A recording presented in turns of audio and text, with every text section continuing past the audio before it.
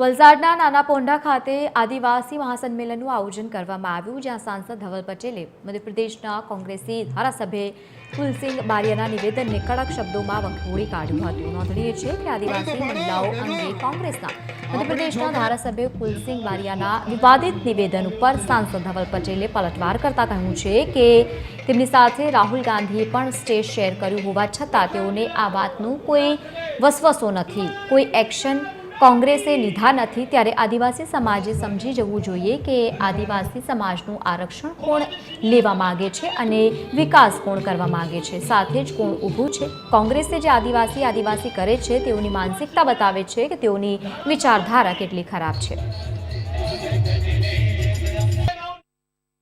કોંગ્રેસના ધારાસભ્ય મધ્યપ્રદેશના ધારાસભ્ય કુલસિંહ બારિયા મધ્યપ્રદેશમાં એમ કીધું કે એસટી અને એસસી મહિલાનું બલાત્કાર કરે ને રેપ કરે તો તમને સ્વર્ગ મળશે। તમે વિચારો કોંગ્રેસના ધારાસભ્ય શું કહી રહ્યા છે।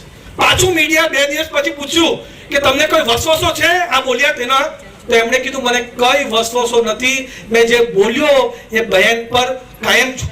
એ બતાવે છે કે કોંગ્રેસ જે આદિવાસી કરે છે એમના મનમાં, એમના દિલમાં આદિવાસી અને દલિતની ખિલાફ કેટલી વધારે ખરાબ વિચાર છે, કેટલું વધારે આપણને નફરત કરે છે એ કોંગ્રેસના ધારાસભ્ય બતાવે છે, કોંગ્રેસની માનસિકતા બતાવે છે।